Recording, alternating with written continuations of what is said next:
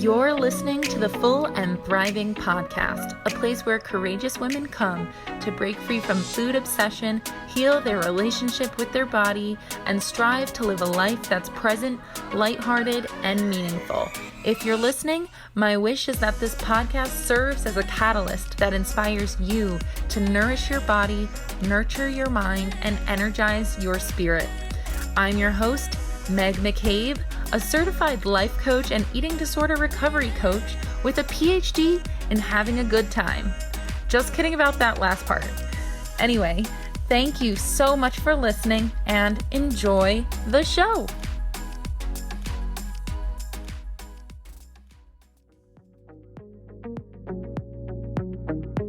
Hey friends! Before the next episode, I wanted to share a bit more about my virtual recovery community called the Recovery Collective.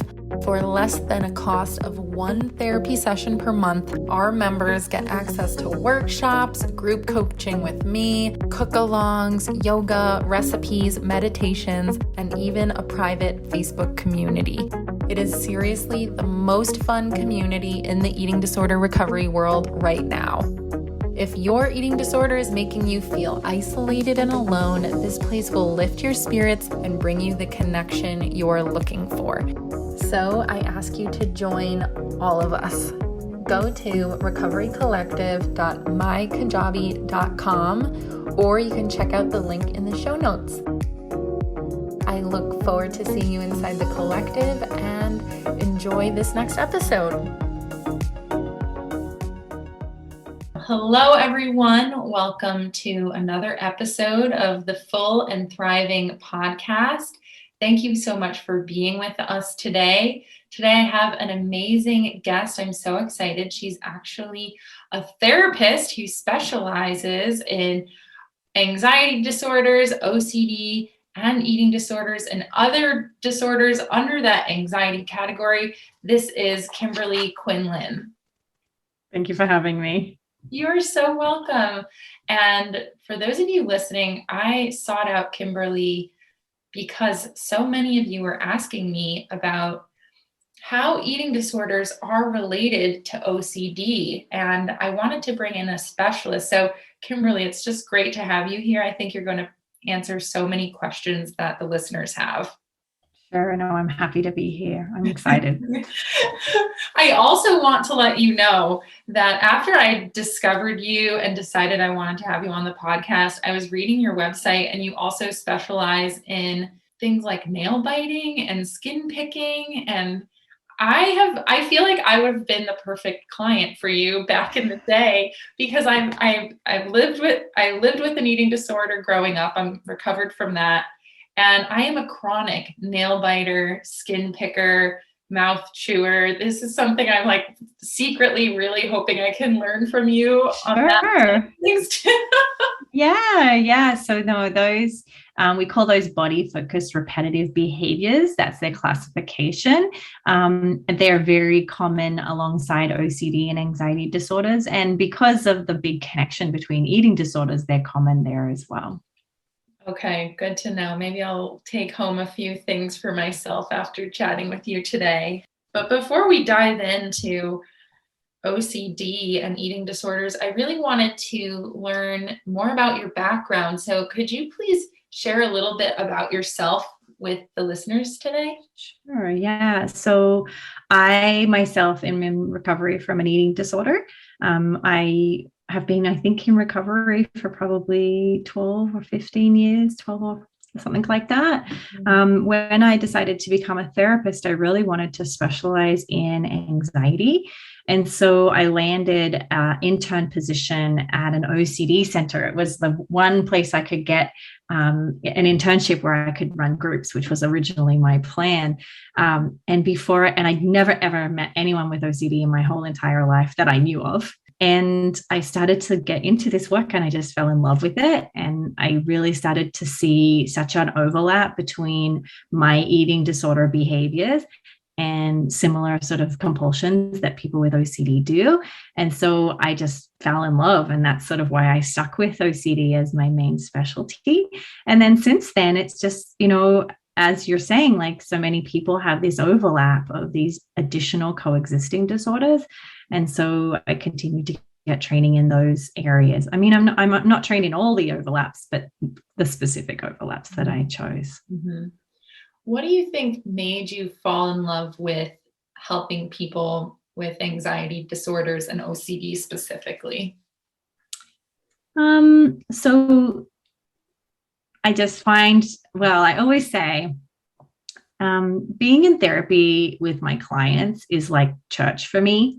It's where I feel the most connected. It's where I love when we're sharing like our deepest, darkest fears. For some reason, that is just like where my heart opens the most. Mm-hmm. And so I think that with OCD, because and with anxiety, there are so many deep, dark places our fear can take us, that I just really love that piece of the work. The other piece of the work that I love so much is that I love doing what we call exposure and prevention, which is the gold standard treatment for OCD and social phobias and specific phobias. And now we know with some eating disorders as well, is it's this practice of facing your fear purposely, going for your fear. And I just find this to be a delightful concept. And it really stuck with me, and it really resonates with me. And so I love doing that with my clients. It's like we do this horrible type of work together, but it's so rewarding and it can come with such empowerment. So it's sort of this amazing sort of work that we get to do.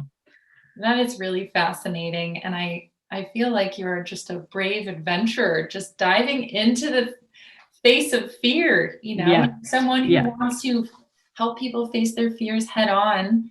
And it is really uncomfortable work, but it is so valuable. And I see that as an eating disorder recovery coach, helping people, with their fear foods and overcoming those things that feel really scary to them. And there's a lot of fear behind it. But after we do the session a few times and repeat the exposure a few times, it becomes a normal food to them again. Yeah. And it's just really a beautiful experience to watch that. Yeah, agreed. It's just so fun. So that's sort of why I get all geeked out about it. That's cool. Oh, I love that.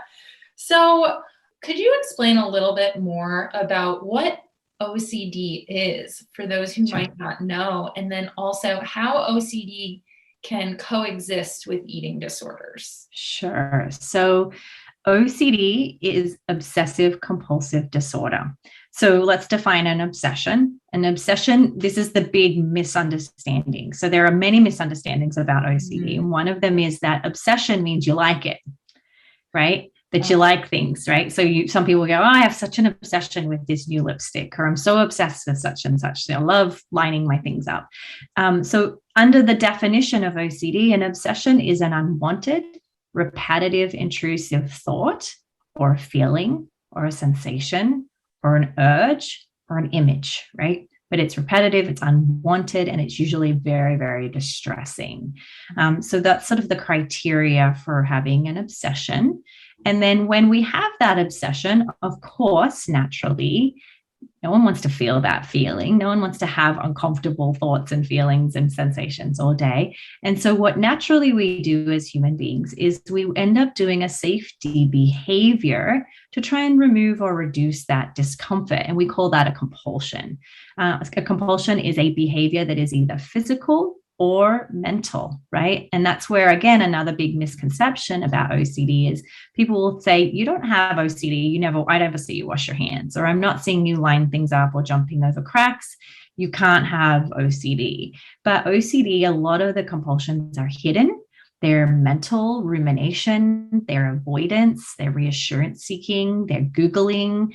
And so you may know someone who has OCD and you don't know they have it, because it's a lot of people with OCD end up hiding their compulsions. Now, the overlap with eating disorders is, eating disorders often have a preoccupation around weight, but there are many ways in which OCD and eating disorders can overlap. So one of them being what we would call orthorexia, which is cleanliness around food. So it's it's not that it can be, but not always. It's not that you're specifically wanting to be a lower weight or a different body size, like more typical anorexia or other eating disorders, but it's often around, I don't want to eat that food because it's not clean, or it's unhealthy, or it's tarnished, or it's being tainted with badness. And so there is a lot of exclusion and restriction that happens with orthorexia, to the point where often they're only eating a few food groups or a few food items. So that's one really common way that they interact.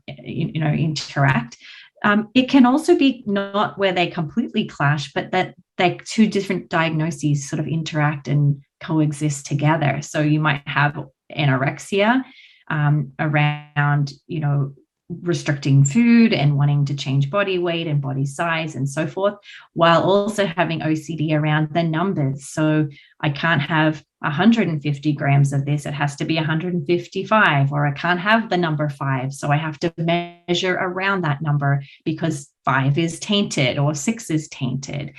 So that is often really common. In addition to that, often people have an additional obsession around maybe choking or vomiting, and that they're afraid of that, and therefore they restrict because of fear. But then once they've restricted, they like the result of restriction, and then the eating disorder ramps up, and then the two fears come together in this sort of hot explosion or storm of events. So there's just a couple of examples of ways they can overlap.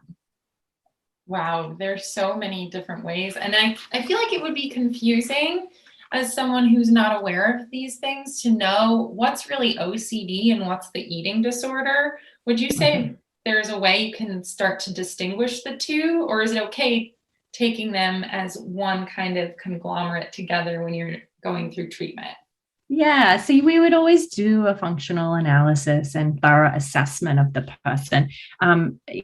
Typically, we usually identify, when we're doing a diagnosis, we could identify an eating disorder as OCD, right? Because they've got an obsession and they've got a compulsion. Mm-hmm. And even though people with eating disorders sometimes want to lose weight or be a different body size or so forth, if you really question them, usually if I said, how is this working? Do you really want to think this way? And usually they would say no, just like someone with OCD.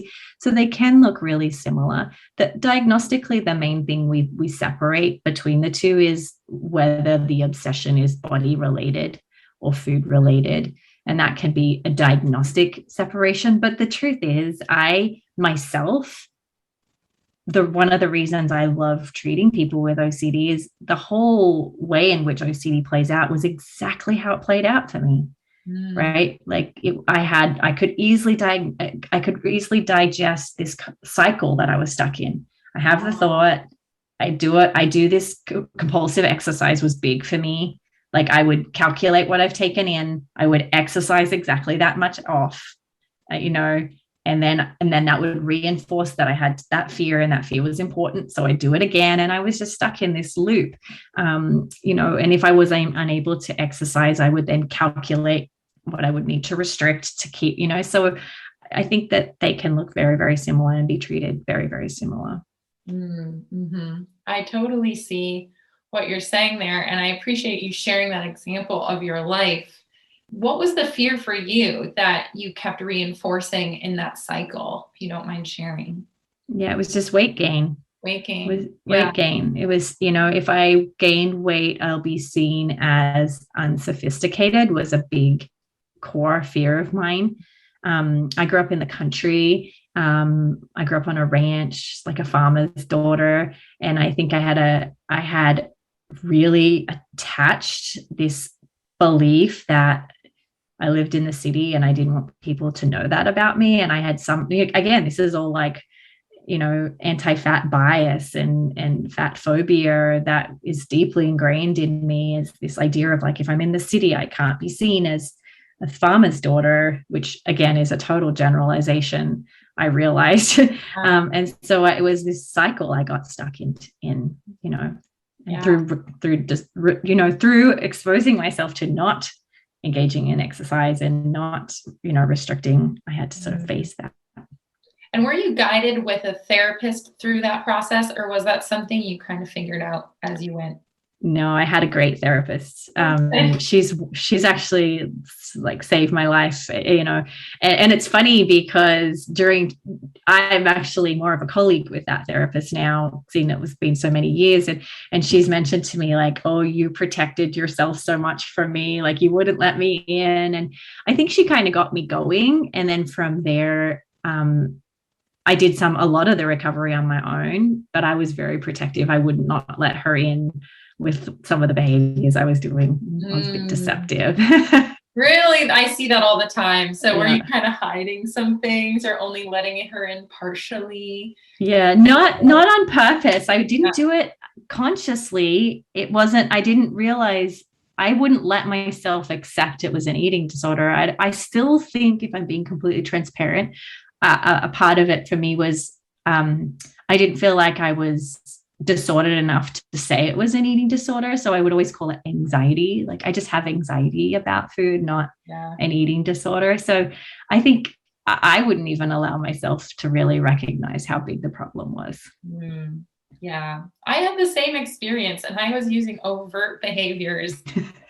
And I didn't want to admit it or put myself in the eating disorder category for a few years, I would say. Just, I'm not that type of person kind of mentality where I didn't think I fell into that category, even though I had some blatantly obvious behaviors. I had bulimia, so like red flags everywhere that this is clearly an eating disorder. It's not diet culture telling you to have bulimia. It's just an eating disorder at that point. And I hid that for a very long time and did not admit to myself what was going on. If anything, I was being very elusive and saying things like, I have problems with food or like my body image. And that was it. Yeah. Absolutely. I hear you. Yeah, totally. One thing I wanted to also ask you is, can you expand a little bit more about orthorexia and OCD?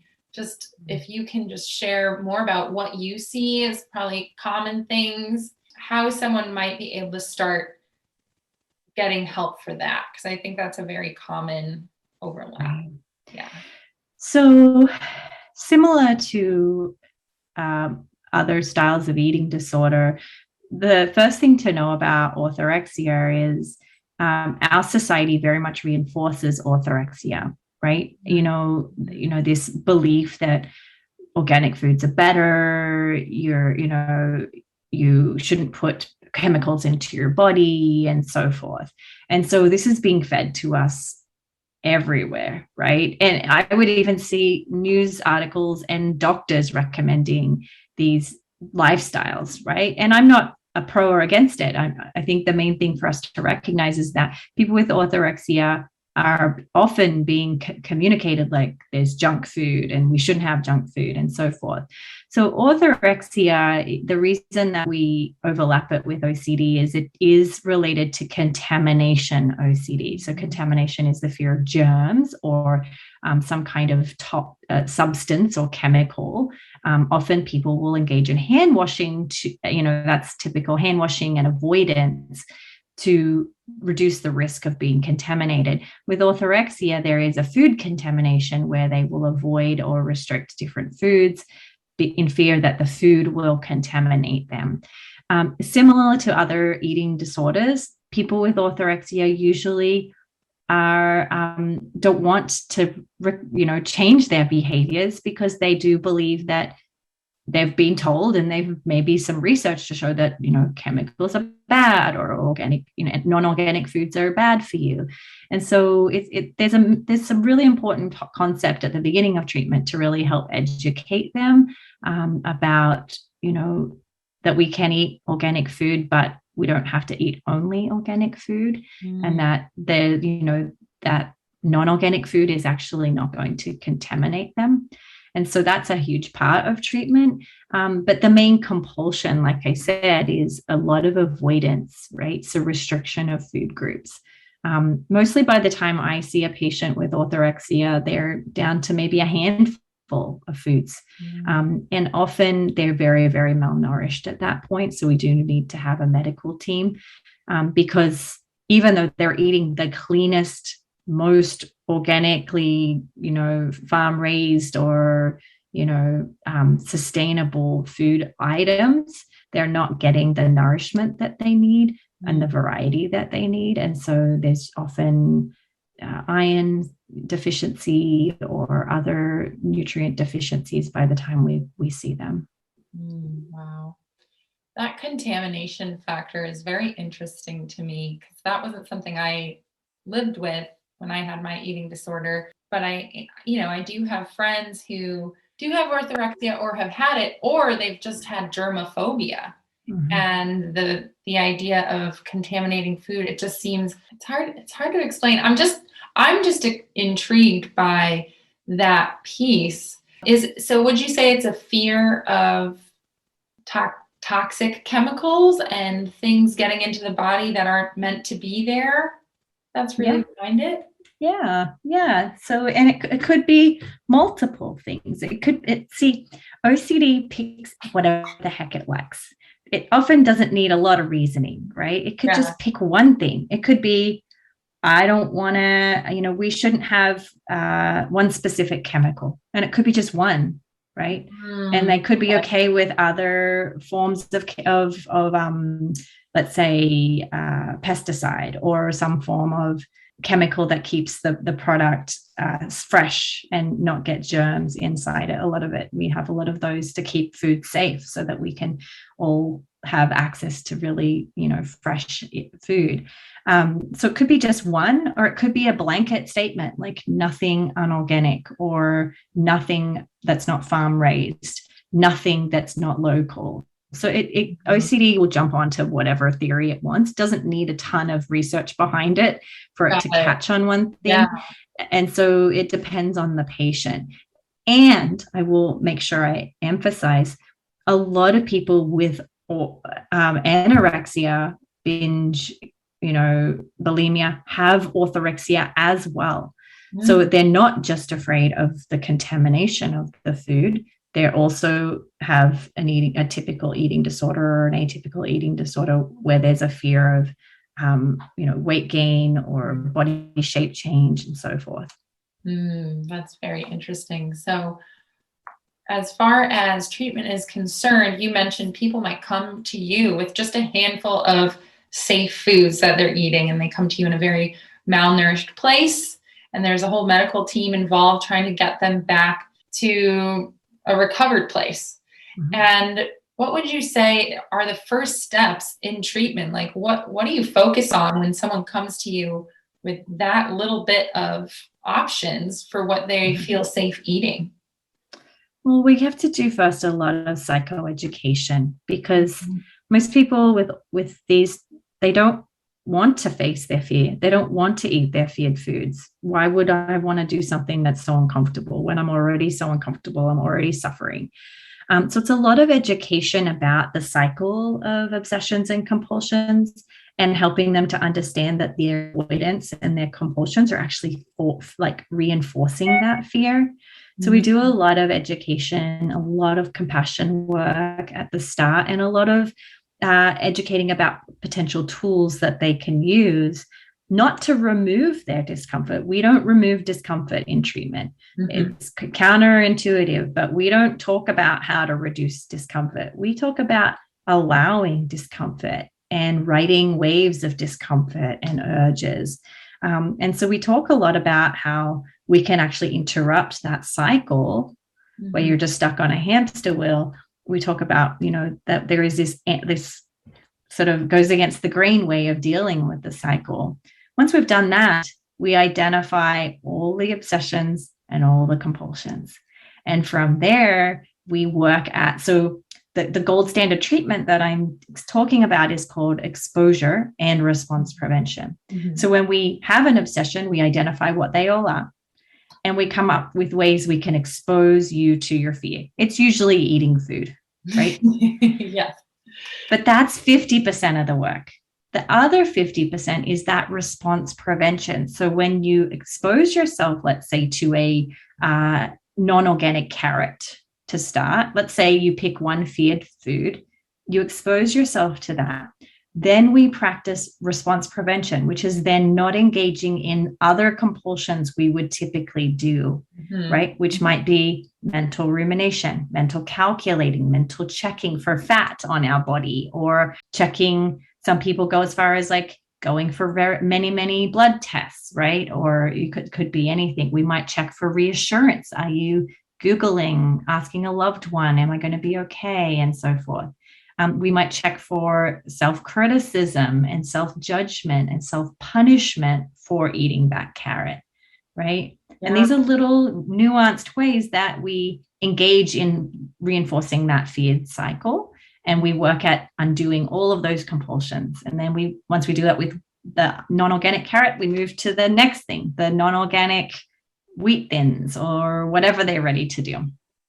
Okay, wow. So I think that it's pretty amazing to see that you do also address those responses. So it's not just the act of eating the non-organic carrot for the first time. You have 50% of the work still to be done, which is checking in with your client about how they might ease those stressors and anxieties since they had already had the carrot itself. Yeah. So, and we work at reducing the compulsions we do around it. So use me as an example. Okay. Let's say my compulsion is to exercise exactly the amount of calories that I've eaten, right? And so we say you're going to eat your normal daily intake, right? And maybe your exposure is to have, for me, it was a burrito. That was my very first exposure. So you're going to eat, I didn't eat the whole burrito, by the way. Like I ate a little of the burrito, but that was a big step for me. So I ate the burrito. That's the exposure. The response prevention would then to be not to increase my exercise to make up for those additional calories. That's one part of response prevention. The other part is I'm not allowed to beat myself up. And another part was I'm not allowed to mentally ruminate about all of the cellulite that I'm going to get from that burrito. I'm not allowed to mentally digest and go over all the feared outcomes. I'm to just be mindful and engage in my day. And in fact, a big part of my treatment was rest. Yeah. Like that was an exposure, and that's a part of my response prevention as well. So that's sort of what it may look like in treatment. I really love that. And I see that whenever I work with someone on a fear food, we do ask the question, how are you going to stay one step ahead of your eating disorder? So what does your eating disorder like to do to ruin the integrity of this challenge? That's how I phrase it. So it feels similar in the sense that when I ask that question, people say, well, if I have this burrito, I'm going to try to go to the gym for an extra hour, or I might restrict this meal later, XYZ. So it's pretty much a similar approach. Yeah. Well, and to be transparent, my eating disorder therapist was not an ERP therapist. So she what we're doing is exactly what most eating disorder clinicians are doing. It's just that what we find is if I have a patient who has OCD and I've already educated them on this process, it's so much more easier for them to digest using the same tool instead of having to relearn a new language for their eating disorder. Yes. So one thing you talked about that I want to dive into a little bit more is this idea of mental rumination and being able to stop that. That feels almost impossible a lot of the times in general. Like once your brain is on to something, it's really hard to stop that racing mind. And so how do you help people with OCD or eating disorders who kind of get into that dark place? Because that's a really uncomfortable place to be.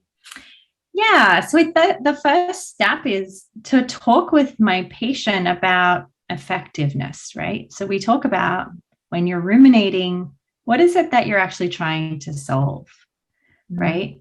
We then might ask some questions like, is thinking about it actually solving the problem, Like, how effective is your thinking at preventing your fear from actually happening? How do I feel when I ruminate? How empowered do I feel when I ruminate? Are there any benefits to ruminating? Sometimes, yes, right? Sometimes it's like, yeah, it just makes me feel like at least I'm going over all the scenarios so that I'm not shocked when it happens, right? And then we might even look at that. How effective is that? Is that bringing you, is that how you want to be? Is that line up with your values? So sometimes just looking into your values on like how would you like to live is really a big motivator to catch those obsessions and that mental rumination. You're right. Stopping mental compulsions is nearly impossible, but the thing to remember is it's not. Yeah. It only feels impossible because you haven't tried it and failed at it a lot. And it's basically like learning to do a new exercise. So, if I said, do you know how to do push-ups? And you said, no, I don't do push-ups. I'd say, okay, do as many as you can and then stop. And then tomorrow do as many as you can. And likely you'll do 3 or maybe 2 today, maybe none, right? And then tomorrow you might be able to do half a one.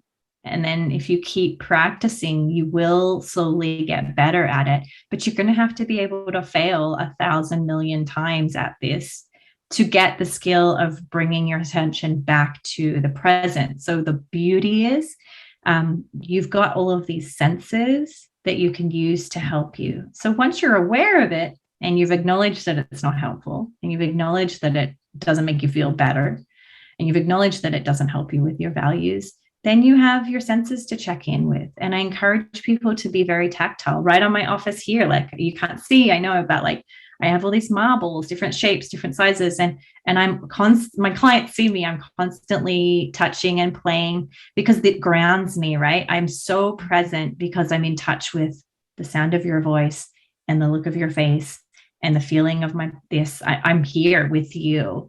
And so little things that can bring me back to the present keep me out of thinking about the future. Mm-hmm. Right. And so it's mostly mindfulness practice. Now, I always say to my clients, are you going to suck at this? Yes, you are so going to suck at this. Like, embrace the fact that this is going to be messy and slowly strengthen that muscle. It's like learning a language. It takes time. Mm-hmm. I love that you bring up the idea of grounding techniques to stop the rumination, because it's so true. That's what they are there for. Mm-hmm. And those are really helpful tools to get people to kind of disrupt that thinking pattern in the moment and just remember, I am safe, I am here, and I am okay. Right. So even for people who, let's say, haven't got all of those senses, right? Let's say that they're unable to see, or they may be losing their hearing, or, we have to sort of make sure we're acknowledging those who don't have all of access to all their senses. In fact, we have research to show that actually can be better for your mindfulness, because when we could do an experiment. If I put a mask over my eyes, I'm so much more in tune to sound and so much more in tune to taste when I'm not seeing. So even if you're struggling in one area of senses, or there's a different disorder that may make that harder for you, you can still very much engage in your senses. So true. And I think it is very interesting while you're talking. I always feel like I'm an auditory processor. Mm-hmm. So for me, some of my most valuable coaching sessions that I've had are on the phone, because there's something that really gets me super focused when I'm not looking at the visual. Yes. Exactly. And it's funny because I'm visual. So if I'm and a lot of my patients, I find visual helpful too, is actually to sit down and draw their cycle of rumination. And once it's on paper, they're like, oh my goodness, I can see it. I have a thought. The thought makes me uncomfortable. Then I try and solve it, which then I get frustrated because I can't solve it. And then I'm anxious because trying to solve it has brought up 7 ideas of that scare me. And then now I'm fear. And then we go back into the cycle. So I'm a visual. I think visual is a big piece of understanding your work too. Yeah.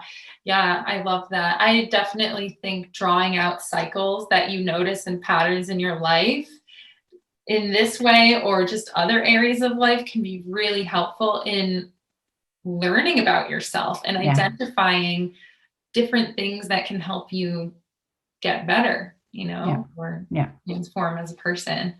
So that's really amazing information that you've just shared. So tell me a little bit about willingness. Is it willingness for treatment, or is it willingness to face your fears? Yeah. So this is sort of a main point I would really want your listeners to understand about the kind of work that we do with OCD and coexisting eating disorders is we don't actually just look at feared foods or general fears. We actually seek them out. So a huge part of the difference, I would say, of ERP is we try our hardest to sort of stand right up to fear and stare it in the face. Like that's where I love the work I do. So it's like, we're not going to, we're actually going to seek out how to make our disorder flip out in our brain. Like, let's try and really make it mad. And so we actually do a lot of work of like, how can we make it as mad as we can? Or how can we really make it pass out? Like so overwhelmed, so anxious, because a big part of the work we do is this bring it on, right? Mm-hmm. So as I was saying at the beginning is so often our patients come to us after doing a lot of treatment where the clinician or the coach or their doctor is saying, try to bring the anxiety down. How can we get your anxiety to come down? And we don't do that at all. We actually talk a lot about how bring it on. Come on. Like, I'm not afraid of you, fear. Like, I'm tired of doing everything you tell me to do. Right. Because, maybe bad things will happen. So a big shift in the work we do is actually like, bring it. I'm in charge. I'm the driver of this bus. You can come along. You can talk the whole way. You're like the radio in the background. You could tell me the whole day on how fat I'm going to be tomorrow because of, again, often obsessions around eating disorders have a lot of anti-fat bias in them, like using these words. So it's going to tell you all this stuff, right? Bring it. Like, you can be there. You can say that all day long. I'm still going to the grocery store. I'm still getting the things that me and my clinician told me to get for the day. I'm still going to eat it. You can be there the whole time. You can scream if you want, but you're not in charge. And that's a huge piece of the work we do. It's so paradoxical, but it's very empowering when you can start to take that approach. I absolutely love that approach. And I know just by listening to you that whenever I have clients who are faced with the chance to face their fear, right? And they do face their fear, they feel so empowered and excited and motivated to keep going. They see the results immediately. If you face the fear, it's an immediate accomplishment in the recovery world. And if they, on the flip side, they succumb to that fear and they do not even try or they avoid it, they feel way worse. Disempowered. They feel disempowered. And I hope that feeling of disempowerment can motivate people to start facing their fears. Yeah. That's the main thing I would want your listeners to hear is, the way I understand it is the higher your fear is, the more you stand up to it. So if you're having a really big fear day, is the day you have to bring out all the swear words and you have to pull your shoulders back and you have to stand up in superwoman pose. And you need to have a very firm talk with fear, right? It's a lot of coaching. It's a lot of compassionate coaching. We're not yelling at it and calling it names because it's still our thoughts. We don't want to yell at ourselves, but it is calling the shots. I know you're strong. Yes, I'm scared too, but you're not making this choice for me today. I'm tired of your choices. Your choices keep me stuck. And that's a huge piece of the work. So is there some dialoguing that happens usually? Yeah. Yeah. A lot. Coaching. Mm-hmm. Yeah, we do that a lot. Mm-hmm. Yeah. So how would you coach someone to face their fears in that moment? Like, are there any tools you have? I know we mentioned kind of that, the bigger the fear, the bigger you're going to kind of fight back, kind of a thing. Mm-hmm. But when you're like working someone to build up to that point, what do you typically say to them, or how do you get them to actually take action and do that thing? Well, it's not actually, I try to motivate through encouragement, but usually their values are the motivator. Mm-hmm. How do you want to live your life? What do you want your life to look like? Right? Mm-hmm. How does fear stop you from living that? Right? So instead of you allying with your eating disorder and you're allying with your fear, now it's you and your therapist against your fear. It's like, okay, we're going to line up. We're going to try to live our day based on our values, and let fear have a massive tantrum about that if it wants. And you have to talk to fear, sometimes like a child, right? Like a loving parent, like, I see you, fear. I know you're trying to protect me, but I really want to be able to eat enough so I can concentrate so that I can go and get my degree. I really want this degree. And a part of me getting this school, finishing high school, or part of me doing this training, I'm going to need some sustenance. I'm going to need some nutrition so I can think clearly. And so I get your concern, but you're not in charge. That's sort of the conversation. I don't motivate them based on my values. I motivate them based on theirs. Mm-hmm. Mm-hmm. I think that's a nice opportunity for people to learn about themselves. In order to do this work, you have to ask yourself, what are my values? What do I care about? What do I want my life to look like? What am I doing this for? And that's kind of like a life coach thing as well. Mm-hmm. Yeah, it's a type of, we use a lot of acceptance and commitment therapy, mm-hmm. And we call it ACT. So it's a huge part of the life coaching, or acceptance commitment therapy is a huge part of treatment. Mm-hmm. Mm-hmm. Well, fabulous. This has been so enlightening. Thank you so much, Kimberly. Before I let you go, I just wanted to ask you to share where everyone can find you if they want your support. Sure. So you can get me on Instagram at Kimberly Quinlan. I have a private practice. If you Google my name, it should come up at the top. KimberlyQuinlan-LMFT.com, where I have 9 clinicians who work with me. I also have an online psychoeducation portal where we have courses and things like that, and that's cbtschool.com. And on October 1st, I have my first book that will be out called the Self-Compassion Workbook for OCD, which is a treatment manual for people who have OCD. Wow, congratulations. That's so exciting. Yeah, thank you. Yeah, it's very exciting, very scary at the same time. I'm walking the walk over here. I think it's awesome. And yes, you are facing your fears. I'm sure that's like a vulnerability hangover just waiting to happen on October. Oh my God. It's like I will be panicking for sure. Oh my goodness. Oh, okay. Well, I'm so glad you shared all of that. And I'm sure people listening will love to get your workbook when it's finally out. And if you could leave our listeners with one small piece of advice or words of wisdom, what would that be? So everybody knows me for my motto that I have. And if you're following me on social media, you'll hear me say it all the time, which is, it is a beautiful day to do hard things. So it's kind of a spin off of McDreamy from Grey's Anatomy, where he's like, it's a beautiful day to do surgery, or it's a beautiful day to save lives. Because I basically have my patients do hard things every day, we say it's a beautiful day to do hard things. And I encourage you guys to think of it that way. Like, find your fears and face them. You will be shocked at how empowered you will feel. That is a beautiful phrase to end our interview with. And I think it's just so nice. And it is very McDreamy. I also see a little Glennon Doyle in that. Yes. Yes. You have McDreamy and Glennon Doyle had a baby. It's exactly right. Catchphrase. Exactly. Yes, it is.